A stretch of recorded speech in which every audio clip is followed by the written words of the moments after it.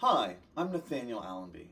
Today we are exploring a difficult but important question: how ancient ideologies, especially strands of yogic, Vedic, Buddhist, and Taoist Confucian thought, have shaped opportunities, roles, and injustices experienced by women and people of color, and how those legacies show up in modern culture. We will look at the shadow and the light. The shadow is where ancient texts and institutions helped normalize exclusion or hierarchy. The light is where practices offered real tools for healing, dignity, and ethical transformation. Along the way, I'll point to historical verses and to recent scholarship that helps explain how these ideas became cultural forces. The first thing to know is that ancient texts were written in very different historical contexts, and translations or selective readings shaped how groups were treated. For example, take the Rig Veda, a collection of ancient Indian hymns. Some of the hymns, which we can access through translations such as Ralph T. H. Griffith's late 19th century translation, seem to praise deities who defeat the Daicius, which means religious or cultural enemy, and refers to conquering darker-skinned peoples. Those lines, tragically, have been used historically to justify exclusion and hierarchy in South Asia. Scholars caution that the Vedic hymns are complex. Some passages elevate women and goddesses, and other lines use terms like dasa, meaning human enemy or slave, in ritual and political senses rather than simple racial categories. As modern historians and textual experts debate whether those verses encode racial hierarchy or ritual political conflict, the point is this: the verses were available to be used either for inclusion or exclusion, depending on who had power. The practical takeaway is that literal readings of a few verses became social tools for marginalization when tied to power. Those interpretive moves got folded into caste, social status, and gendered expectations, creating historical pathways of inequality for people of color and for women in South Asia. Now, Buddhism offers a model that both challenged and reproduced patriarchy. Historically, the Buddhist movement opened a path for renunciants of both sexes. The story most students learn is that women had difficulty being accepted as full monastics.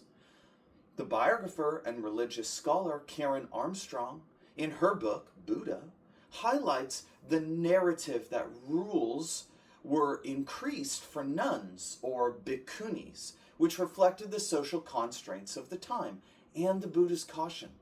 In practice, male-dominated structures limited full equality in leadership, education, and institutional authority for centuries. Bhikkhu Analayo, a contemporary scholar of early Buddhist texts, shows the complexity of women's positions in the earliest communities. In recent decades, there has been a global bhikkhuni movement and feminist Buddhist networks pushing for full ordination and leadership roles for women. Research, such as studies by Elizabeth Tomlin, shows how the revival of the Bhikkhuni order demonstrates how spiritual ideas can be reclaimed to repair institutional harm. These networks show measurable institutional change, newly reestablished ordination lines, expanding training programs for women, and increasing scholarly attention for women's scriptures. Unfortunately, unequal ordination and leadership roles translated into fewer educational resources and less public voice for women in many Buddhist majority societies. That institutional inequality intersects with race, class, and nationality when, for instance, Western converts help fund reforms while local women remain marginalized. To mention LGBTQIA inclusion, contemporary communities in the Buddhist realm vary widely. Some progressive communities practice inclusion, while others retain conservative social norms. The path toward inclusion is active and ongoing. Confucian thought, originating in China, emphasizes family roles, relational ethics, and social order.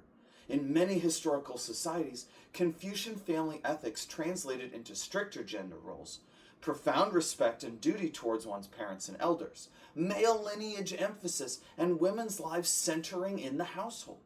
That philosophical framework was later used to justify practices that limited women's public roles and economic independence.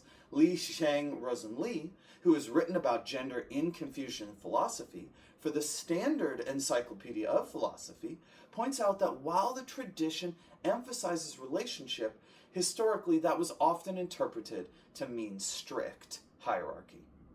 Similarly, research highlighted by programs like Schwarzman's Scholars shows how these long cultural imprints affect modern leadership.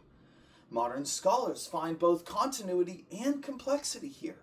Some Confucian values, when reframed, can support meritocratic education for women.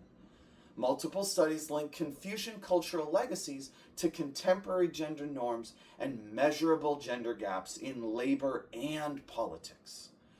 But there is nuance.